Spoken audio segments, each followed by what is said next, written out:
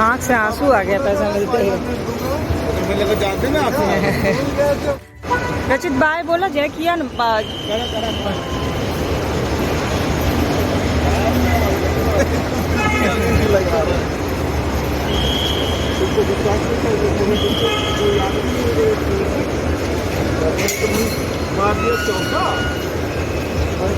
चलो bye bye. आ चुकी है क्या फास्ट मूवी आ चुकी है 23 गया। ओके पापा पापा गए बेटा, पापा गए।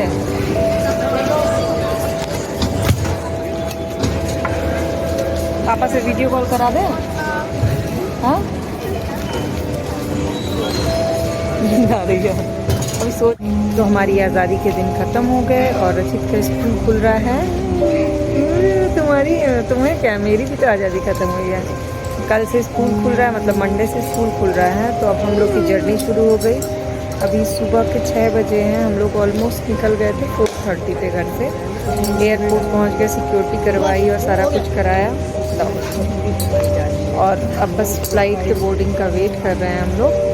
इसके बाद हम लोग पहुंच जाएंगे अपनी डेस्टिनेशन लखनऊ। और फिर पहले हम लोग दिल्ली जाएंगे, उसके बाद नहीं बेटा, डायरेक्ट फ्लाइट है। और उसके बाद जाके क्या करना है तुमको, क्या करना है बताओ। मम्मा ने क्या बताया? नहाना है, फिर प्रोजेक्ट बनाना है। प्रोजेक्ट बनाना है और सोलर सिस्टम और एबेकस रात में बनाएंगे। नहीं, रात में आज जल्दी सोएंगे, पहले जाके प्रोजेक्ट बनाएंगे, फिर खेलने चले जाना शाम को। ओके। वाह रचित, 500 रुपीज़ कहाँ से मिले? पापा से। फर्स्ट तुम्हारा 500 रुपीज़ ईयरली, पूरे साल चलाना है। कैसे चलाओगे इसको पूरे साल? पहले इसका क्या करोगे? 10-10 करके चेंज लोगे। ओके। और 10-10 रुपीज़ खर्च करोगे इसमें से। चिप्स के लिए डेली नहीं, वीकेंड फिर तो खत्म हो जाएगा। तो अपनी जर्नी के दौरान मैंने अपनी मम्मी के एज की कुछ ऐसी लेडीज़ को देखा जो हाउसवाइफ रह चुकी हैं और अब अकेले जर्नी कर रही हैं। बहुत ही अच्छे से टेक्निकली मोबाइल को हैंडल कर रही थी। तो मुझे ये देख के बहुत अच्छा लगा कि अब उस समय की लेडीज़ भी अपने आप को डिपेंडेंट और टेक्निकली स्ट्रॉन्ग रखने के लिए स्टेप्स उठा रही हैं। और जर्नी के दौरान उन लोगों से और भी उनकी बातें सुनी तो मुझे बहुत अच्छा लगा कि क्या होता है, कई बार बहुत सारी चीज़ें नहीं पता होती तो बच्चे ही सबसे पहले आपको ये बोलने लगते हैं कि मम्मी तुम्हें तो कुछ नहीं पता है। तो ये चीज़ अच्छी लगी मुझे जर्नी में। और इसके बाद हम लोग फ्लाइट में अंदर बैठ गए और फिर मुझे एक और चीज़ एहसास हुई कि कई बार क्या होता है, चाहे हम हो चाहे बच्चे हों, सबके अंदर इमोशंस बहुत स्ट्रॉन्ग होते हैं, बट हम कई बार अपने इमोशंस को शो नहीं कर पाते। जैसे कि रचित है, अपने पापा के सामने अपने इमोशंस को शो नहीं कर पाया, पर पूरे रास्ते उसने सिर्फ पापा से ही रिलेटेड बातें की कि पापा के साथ चेस खेल के इतना अच्छा लगा, पापा ने मुझे चेस सिखाया। और एक्चुअली में रचित के लिए फर्स्ट टाइम है कि वो अपने पापा से इतने टाइम दूर रहे। सब कुछ ऐसा उलट पलट हो गया ना, इसलिए ऐसी सिचुएशन हो गई। और सबसे अच्छी बात यह है कि वो जर्नी में इतनी बार मेरे साथ जर्नी कर चुका है कि वो एकदम प्रिपेयर्ड हो चुका है। प्लेन में बैठते ही वो सीट बेल्ट लगा लेता है और तैयारी हो जाती है उसकी कप नूडल्स खाने की। मुझे फ्लाइट की जर्नी की एक चीज़ बहुत अच्छी लगती है कि कम ड्यूरेशन लगता है, जल्दी पहुंच जाते हैं। क्योंकि रचित को लेकर के ना लंबी जर्नी करना थोड़ा मुश्किल हो जाता है क्योंकि ज़्यादा देर ऐसे बैठ नहीं पाता है। फ़्लाइट की बुरी चीज़ ये लगती है कि फ़्लाइट में एसी बहुत तेज़ चलता है। बहुत सारे लोगों को ये बहुत अच्छा लगता है क्योंकि बहुत सारे लोगों को एसी एक एडिक्शन की तरह होता है। एसी से बाहर निकलते उन्हें बहुत गर्मी लगने लगती है। फिर मेरी और रचित की आदत नॉर्मल इन्वायरमेंट की, मतलब पंखा इज़ बेस्ट। तो मैं अपने ऊपर जो एसी का बटन होता है ना वो बंद कर देती हूँ। और इसके बाद हमारी जो फ़्लाइट है वो टेक ऑफ हो गई। चारों तरफ का नज़ारा देख के बहुत अच्छा लग रहा था और फिर मेरी और रचित की बातें शुरू हो गई। तो मैंने उसको बातों बातों में बताया कि अगर तुम्हारे अंदर पापा को लेकर इतने सारे इमोशंस, इतनी सारी चीज़ें सोच रहे हो तो पापा को चिट्ठी लिखना, चाहे हिंदी में लिखो चाहे इंग्लिश में लिखो। ये सब बातें करते करते रचित के कप नूडल्स का टाइम आ गया और हमने कप नूडल्स ऑर्डर किया और 250 रुपये का ये कप नूडल्स मिलता है। बट सुबह के 4 बजे उठे हुए थे, नाश्ता ले करके आई थी एक पराठा सब्जी हमने खाया, लेकिन 9 बजे तक फिर से भूख लग गई तो हमने एक एक कप नूडल्स खा लिया। और फिर फ़्लाइट की जर्नी ऑलमोस्ट 2 घंटे की थी। बहुत जल्दी टाइम कट जाता है फ़्लाइट में। नींद भी आ रही थी, लग रहा था बस घर पहुँच के किसी तरह सो जाएँ। और रचित ने मौका देखते ही रचित मेरी गोदी में सर रख करके सो लिया। उसका कहते हैं ना हल्का हो जाता, नींद पूरी होती है बच्चे इतने सुबह उठने के बाद। और मेरी जमाई ले लेके बुरी हालत थी, मुझे बस लग रहा था जल्दी से घर पहुँचो। हालांकि घर आने के बाद भी सो नहीं पाई।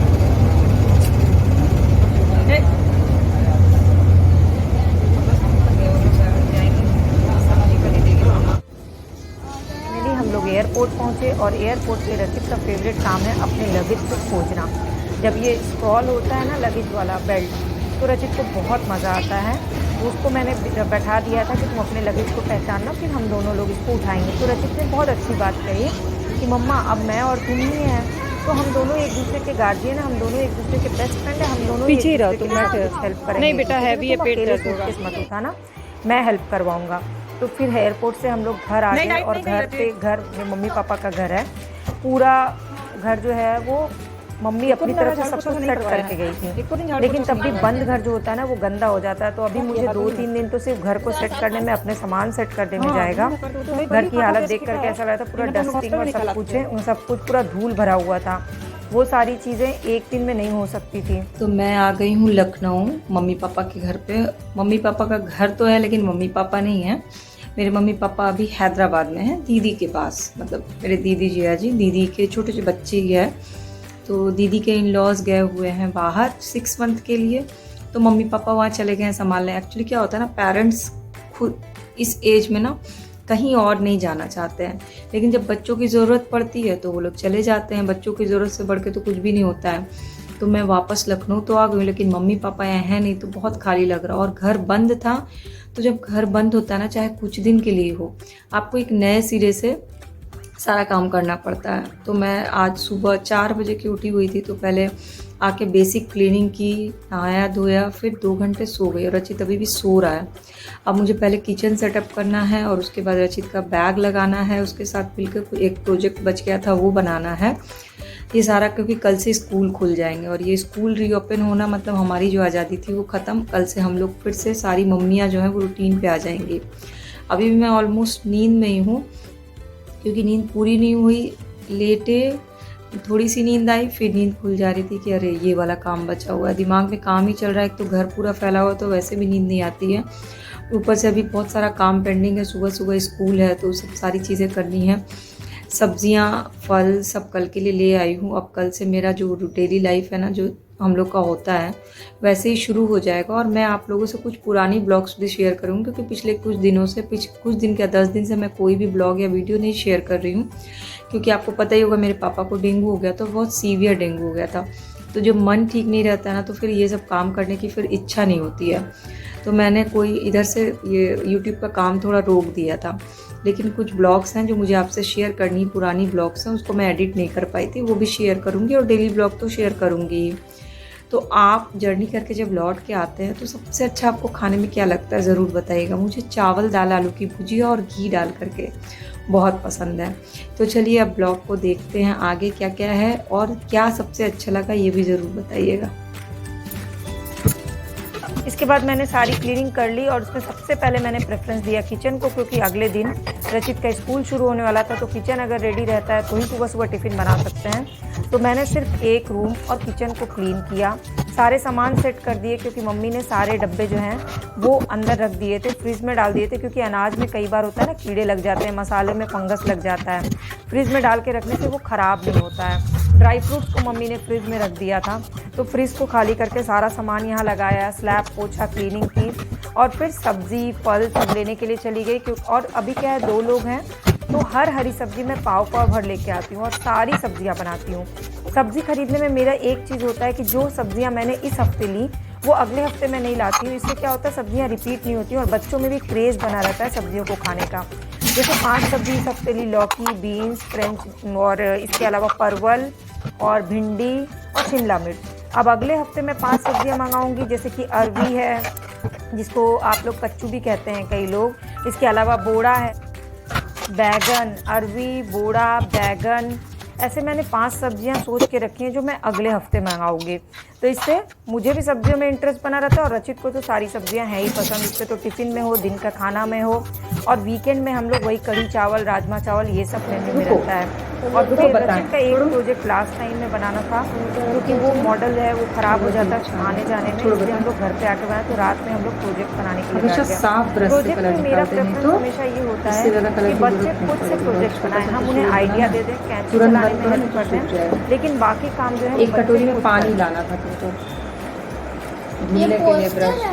हाँ तो ये पीला ब्रश इसमें जाएगा, रेड कलर खराब हो जाएगा ना। हाँ ले आओ। तब तक वो करो, हाँ ले आओ। मिक्स करो। ओके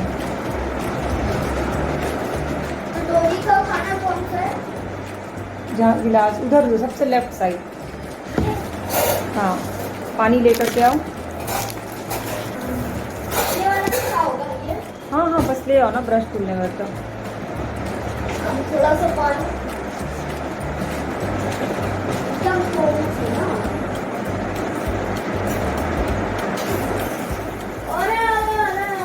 सैंपल बना के बेटा गहरी रचित को दिया और कटोरी लो रचित तो रचित। उसी को कॉपी करके अपना प्रोजेक्ट बनाया 3D सोलर सिस्टम का।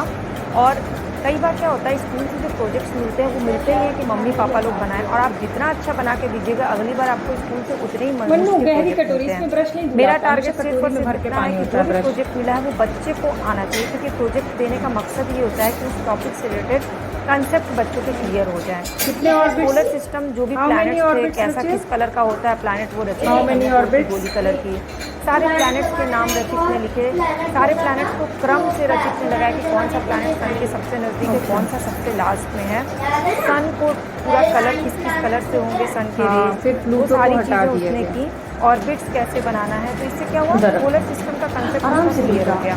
तो मैं as a parent, as a teacher आपसे यही बोलना चाहूँगी कि बच्चों के प्रोजेक्ट्स बनाने में उनकी हेल्प करिए, उनको गाइड करिए, बट प्रोजेक्ट बनाइए नहीं। नहीं तो जो प्रोजेक्ट्स देने का जो मेन मकसद होता है ना, वो भी गीला हमारे ब्रश सिलेबस है, में वो जो डाला गया है, वो सॉल्व नहीं हो रहा। और मैक्सिमम स्कूल्स में यही हो रहा है कि पेरेंट्स पूरा इन्वॉल्व होकर प्रोजेक्ट बना रहे हैं और बच्चे उस कंसेप्ट में, मान रहे थे बच्चों का तुमसे। कंसेप्ट क्लियर ऐसी नहीं एक हो और रहा प्लेट ले है। आओ तो और मैंने ब्रश रचित बना को के वाटर दो, कलर का कलर दे दिया प्रॉपर ना। यूज बताया, हाँ, कैसे बना। ब्रश को कितना गीला करना है, कितना ड्राई करना नहीं है। बेटा, पेज और पे थर्मोकोल दाग की पड़ गोली गीले ब्रश से नहीं करते हैं, थर्मोकोल की गोली पहले चिपका लेते हैं फिर कलर करते हैं, नहीं तो गोली गीली हो जाएगी तो चिपकेगी नहीं। ये छोटे छोटे से टिप्स देखो होते हैं जो येलो बच्चों और को रेड नहीं पता मिला होते करके बन गया। हैं, वो हमें गाइड करना होता है, ना कि बैठ के सारा प्रोजेक्ट बनाना और होता ज्यादा है। कलर नहीं तो बनाते 3D हैं। सोलर सिस्टम और एक एबेकस बनाना था, तो हमने 3D सोलर सिस्टम बनाया, काफ़ी लेट हो गया। फिर खाना बनाया मैंने रात का और सुबह के टिफिन की तैयारी की। ये और रचित जुपिटर की है। फुल मस्ती है क्योंकि कल से स्कूल खुल रहा है। जब लाओ। लंबी छुट्टी के बाद स्कूल खुलता है ना तो काट बच्चे का लो। एक्साइटमेंट लेवल बहुत रहता है। अच्छा काटो, नाइस। कहाँ है Saturn? This one is Saturn. Uranus, नस नस नस नस। तो सोलर आपके सिस्टम बच्चों काटा की तुमने? छुट्टी कैसी रही ज़रूर बताइएगा। काटो कौन तो सा तुम प्रोजेक्ट है जो आपने बनाया बच्चों के लिए, ये भी कमेंट सेक्शन में ज़रूर करिए, बताइएगा।